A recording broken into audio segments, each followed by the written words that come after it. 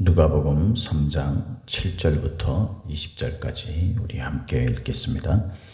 요한이 세례를 받으러 나오는 무리에게 이르되 독사의 자식들아 누가 너희에게 일러 장차 올 진노를 피하라 하더냐.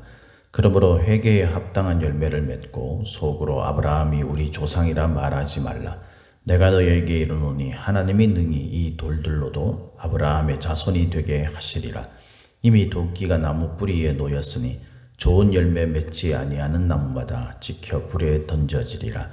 무리가 물어 이르되 그러면 우리가 무엇을 하리이까? 대답하여 이르되 옷 두 벌 있는 자는 옷 없는 자에게 나눠줄 것이요 먹을 것이 있는 자도 그렇게 할 것이니라 하고 세리들도 세례를 받고자 하여 와서 이르되 선생이여 우리는 무엇을 하리이까 하매 이르되 부과된 것 외에는 거두지 말라 하고 군인들도 물어 이르되 우리는 무엇을 하리이까 하매 이르되 사람에게서 강탈하지 말며 거짓으로 고발하지 말고 받는 급료를 족한 줄로 알라 하니라. 백성들이 바라고 기다림으로 모든 사람들이 요한을 혹 그리스도신가 심중에 생각하니 요한이 모든 사람에게 대답하여 이르되 나는 물론 너희에게 세례를 베풀거니와 나보다 능력이 많으신 이가 오시나니 나는 그의 신발끈을 풀기도 감당하지 못하겠노라. 그는 성령과 불로 너희에게 세례를 베푸실 것이요 손에 키를 들고 자기의 타작마당을 정하게 하사 알곡은 모아 곳간에 들이고 죽정이는 꺼지지 않는 불에 태우시리라. 또 그 밖에 여러 가지로 권하여 백성에게 좋은 소식을 전하였으나 분봉왕 헤롯은 그의 동생의 아내 헤로디아의 일과 또 자기가 행한 모든 악한 일로 말미암아 요한에게 책망을 받고 그 위에 한 가지 악을 더하여 요한을 옥에 가두니라. 아멘. 오늘도 저와 여러분에게 하나님이 함께 하시는 충만하신 은혜가 임하기를 예수님의 이름으로 축복합니다. 오늘 우리가 읽은 이 말씀을 가지고 마음이 있어야 라는 제목으로 함께 말씀을 나누도록 하겠습니다. 우리가 어제 그 세례 요한의 이제 본격적인 등장을 함께 말씀을 통해서 나눠봤죠. 이 세례 요한이 등장해서 한 이야기는 딱 한 가지밖에 없습니다. 그죠? 회개하고 천국에 가까웠음을 받아들여라. 그거죠. 회개를 해야 된다. 회개를.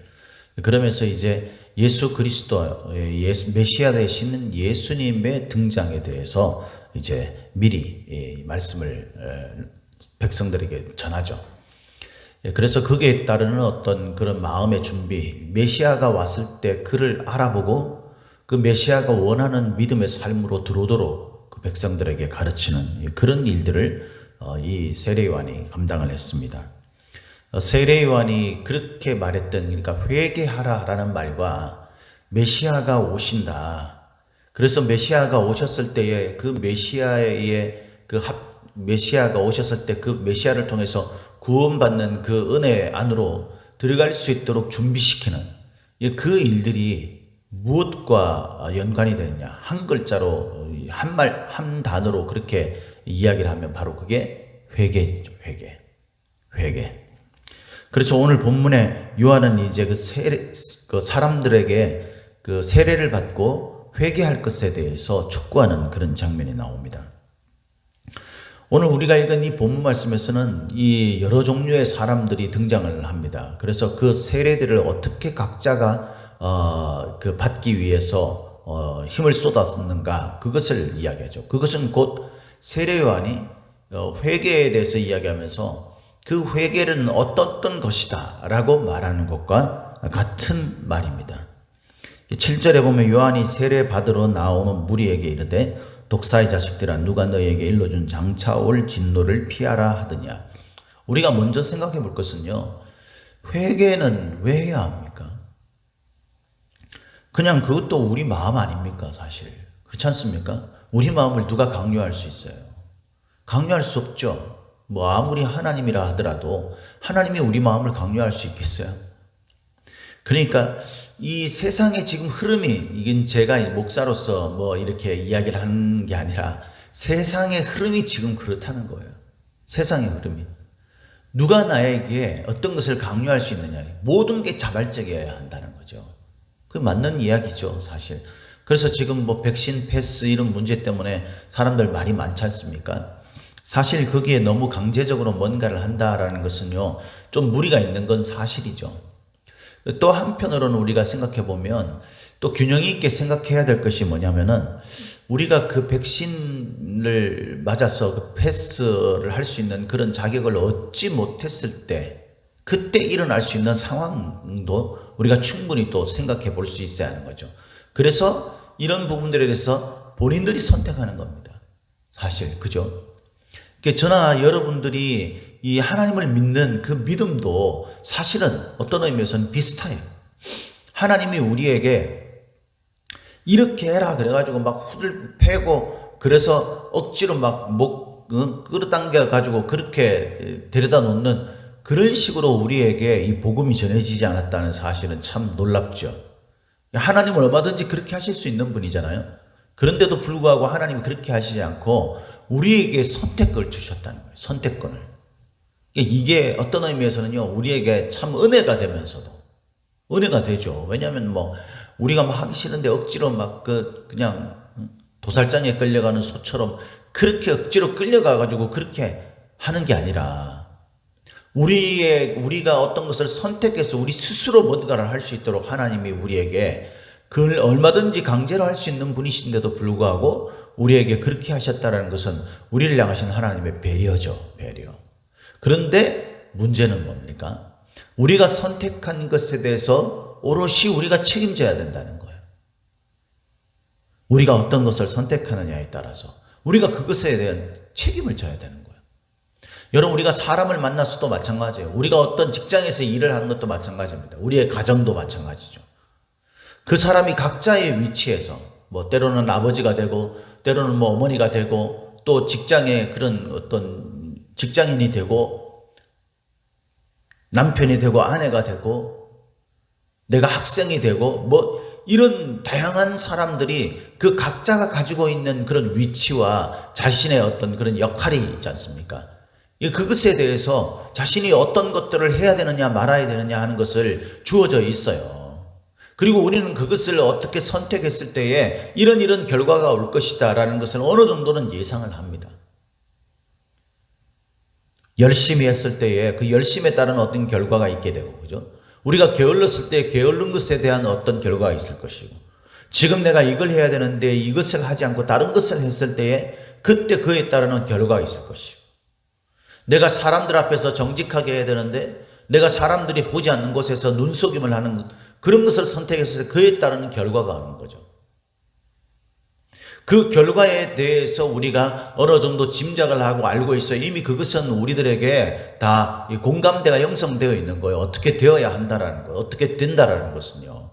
그러면 이제 남은 것은 뭐냐면 우리가 선택하는 거예요. 내가 이렇게 해서 요행을 바라거나 이렇게 해서 이렇게 되어 가거나, 아니면은 우리가 이것을 선택해서 이렇게 되어 가거나.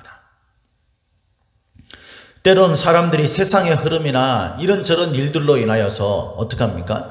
우리가 선택한 것에 대한 그 결과가 이럴 거다라고 보편적 인식이 되어 있음에도 불구하고 나는 이렇게 해서 이런 결과를 얻을 거야 라는 생각을 가지고 그렇게 엉뚱한 것을 선택하는 경우가 많은 거죠.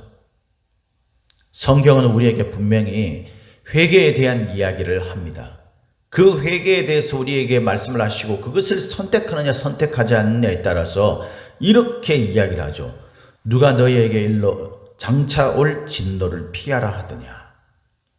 우리가 어떤 것을 선택하느냐에 따라서 우리에게 진노가 올 수 있다는 사실을 성경은 우리에게 분명히 가르쳐주고 있는, 우리가 믿음을 가진 사람이라면 하나님이 말씀하신 이 말씀이 우리에게 반드시 이루어지게 될 것이라는 사실을 우리가 분명히 믿어야 되는 거예요. 장차 우리에게 하나님의 진노가 온다는 거예요. 진노를 피할 방법이 있습니까? 딱 하나 있다고 우리가 이해하죠. 그게 뭐예요? 8절에 그러므로 진노가 오니까, 장차 진노가 반드시 너에게 오니까, 반드시 저와 여러분에게 하나님의 진노가 반드시 오니까, 그러므로 라는 것은 인과관계를 말하는 접속사 아닙니까? 그죠? 그렇기 때문에 우리가 반드시 뭐를 해야 되냐면 회개에 합당한 열매를 맺고 라고 이야기하는 거예요. 자, 이 8절 말씀은 참 우리 의미심장한, 우리가 한번 깊이 묵상해 봐야 될, 그게 보니까 이렇게 돼 있어요. 이스라엘 백성들이 아브라함이 우리 조상이라고 말하지 말라라고 요한이 말합니다.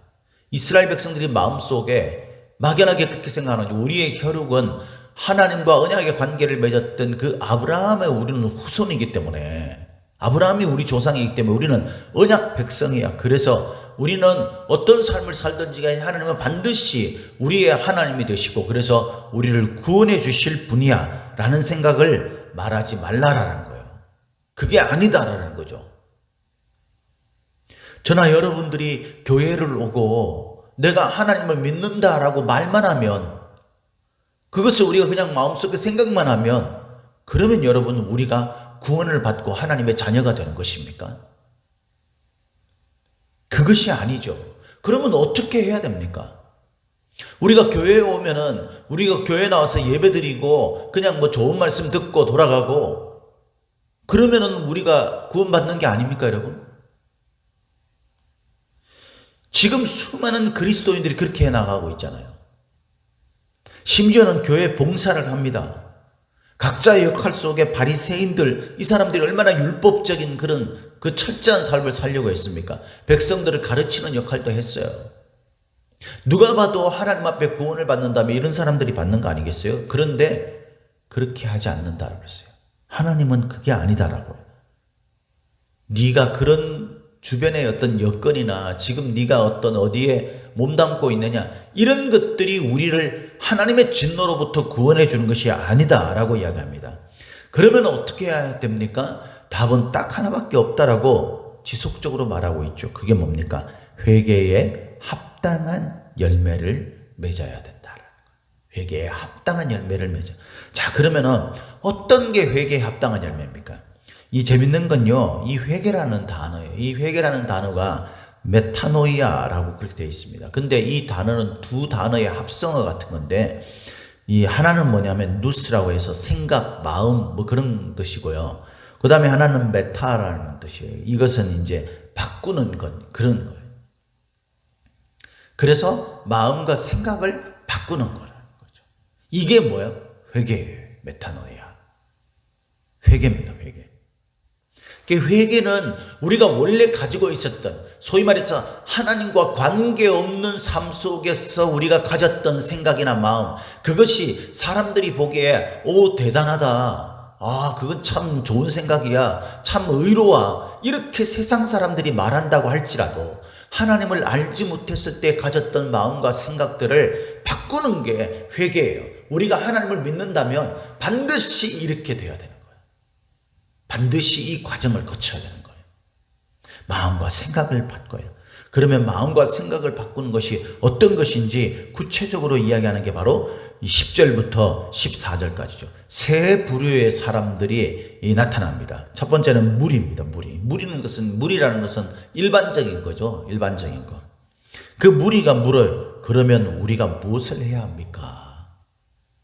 회개에 합당한 열매를 맺으라 라고 하니까, 너희들이 이스라엘 백성인데 그걸로는 안 된다 라고 이야기하니까, 그러니까 이 사람들이 깜짝 놀라가지고 우리는 당연히 되는 줄 알았는데, 내가 교회 나오고 그냥 예배 드리고 이러면 당연히 되는 줄 알았는데 그게 아니라는 거죠. 큰일 났지 않습니까? 그래서 묻습니다. 그러면 우리가 뭘 해야 되냐? 회개에 합당한 열매가 뭐냐? 세례 요한이 첫 번째 대답을 합니다. 옷 두 벌이 있는 자는 옷 없는 자에게 나눠줄 것이요, 먹을 것이 있는 자도 그렇게 할 것이니라.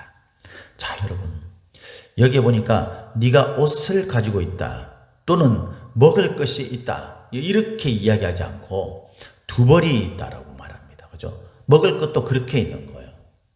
그러니까 이것은 나를 위해서 쌓아두지 말라는 거예요.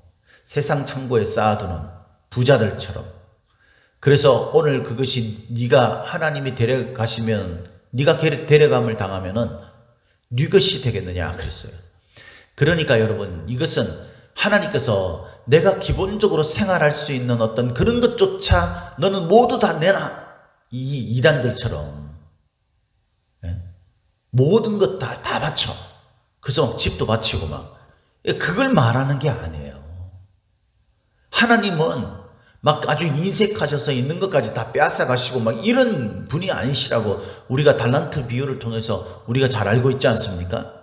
하나님 그렇게 하시는 분이 아니에요. 하나님은 네가 네 자신의 기본적으로 쓸 것을 위해서 채워지게 되면, 그러면 좀 욕심 부리지 말고 2개 있다면 하나 좀 나눠주면 되잖아요. 너 하나 입을 게 있잖아, 그겁니다. 우리는 어떻습니까? 2개가 있으면요 3개를 만들기 위해서 애쓰죠. 그래서 하나 있는 사람들 보고 너 하나밖에 없어 이러면서 깔보고 우습게 생각하고 그럽니다. 이거 하나님 앞에 진노받아 마땅할 그런 일이에요. 여러분 무섭게 생각해야 돼요. 우리가 가지고 있는 것, 여러분 우리가 정말 거지같이 살아라 그런 말이 아니에요. 우리가 기본적으로 내가 쓸 것, 때로는 내 마음을 좀 기쁘게 해줄 수 있는 그런 일들을 위해서 쓸 수 있겠죠.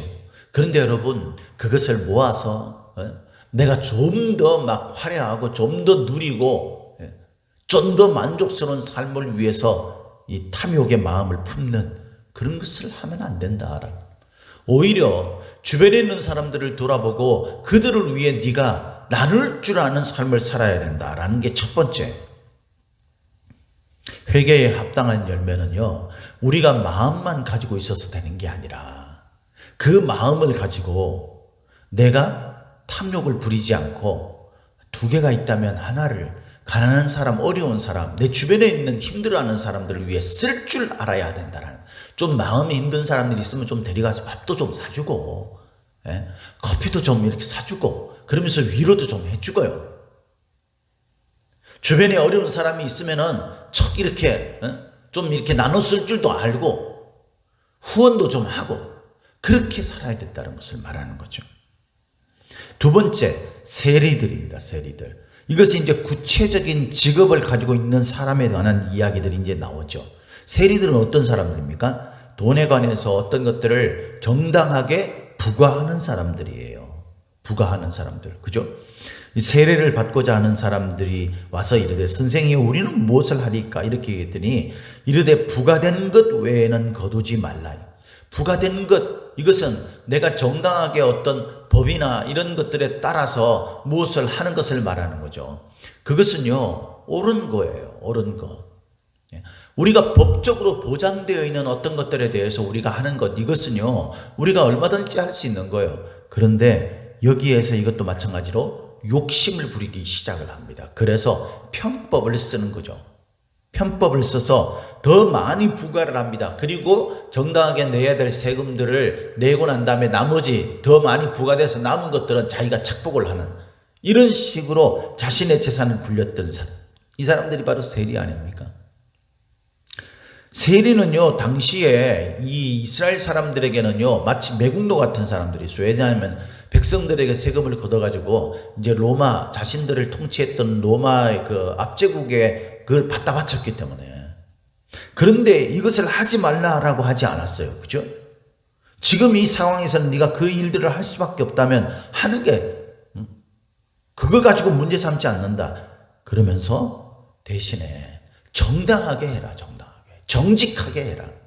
군인들이 묻습니다. 3번째는 이 군인들은 힘 있는 사람이죠. 마음을 먹으면 무기를 가지고 사람을 죽일 수 있는 사람 아닙니까? 그러니까 권세를 가지고 어떤 힘을 가지고 있는 사람, 그것이 뭐 크든 작든, 그것이 뭐 국가적이든 아니면은 뭐 조그만 단체든 교회든 어디든지 자기 힘을 가지고 뭐 하는 겁니까? 사람들을 강탈하는 거예요.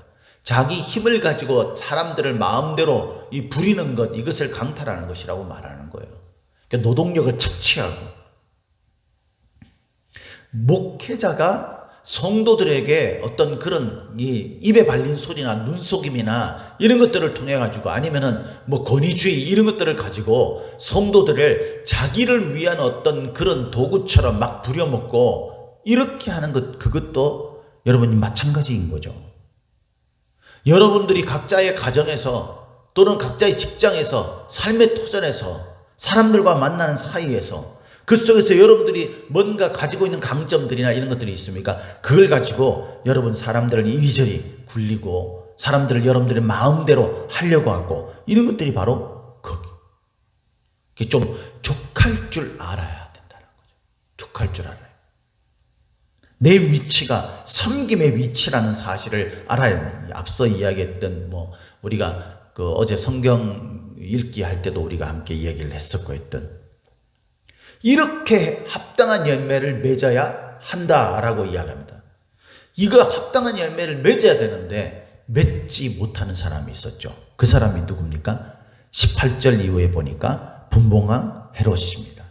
다른 사람들이 어떻게 했다라는 것은 사실 이 마음속에 성경 속에 기록되어 있잖아요. 이 사람들 물이라든가 세리라든가 군인들이 이 이야기를 듣고 어떻게 행동했다. 그 중에 그렇게 한 사람이 있을 거고 하지 않은 사람이 있었겠죠. 그런데 이들은 다 뭐냐면요.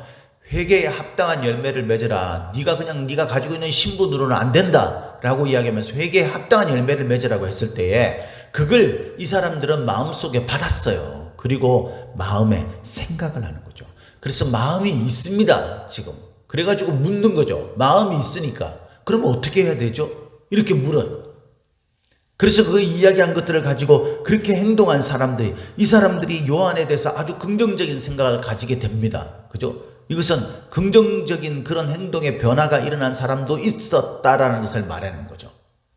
그런데 한 사람은 그렇지 못했어요. 이 사람은 힘을 가지고 있고 당시로서는 가장 강력한 권세와 부와 이런 것들을 가지고 있는 사람이에요. 분봉왕 헤롯. 그 헤롯은 자기의 동생의 아내를 부당하게 취합니다. 그래서 요한에게 19절에 보니까 책망을 받았어요. 왕이 책망을 받는다 생각해 보세요. 얼마나 열받겠는가. 그런데 그래도 회개에 합당한 열매를 맺어야 되겠죠. 우리의 위치나 우리의 상황은요, 하나님의 기준에 들어가는 게 아니에요. 우리가 나쁜 처지에 대했을 때 도둑질해도 되는 것입니까? 아니죠. 그렇다면 여러분, 우리의 신앙은 왜 그렇습니까? 우리가 이 상황이 되고 저 상황이 되면은 그때그때마다 우리의 신앙이 왔다 갔다 해서 되겠습니까? 그러면 하나님의 진노가 그냥 그래 네가 그 처지니까 그럴 수 있지 하고 넘어가는 거예요? 그러면 하나님은 의로우신 하나님이 아니에요. 마음이 있는 사람은요, 그걸 받아들여야 되는 거예요. 내 처지, 내 상황, 내 여건, 그것이 우리의 핑계가 됐으면 안 돼요.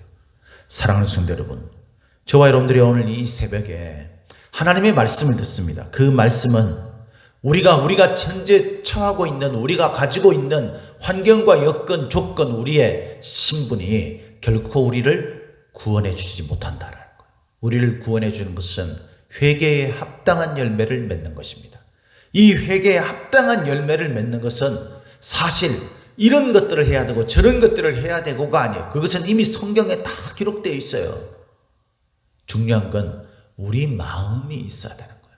마음이 없는 사람은 오히려 그렇게 말하는 것들을 배척하고 그를 옥에 가둬버리지만, 마음이 있는 사람은 그러면 이건 어떻게 해야 되지? 이건 어떻게 해야 되지? 이러면서 계속 묻습니다. 묻고 그 중에 일부분이라도 자꾸 받아들이려고 한다는 것을 꼭 기억하시고, 마음이 있어서 회개에 합당한 열매를 맺어가는 저와 여러분들이 되시기를 예수님의 이름으로 축복합니다. 축복합니다.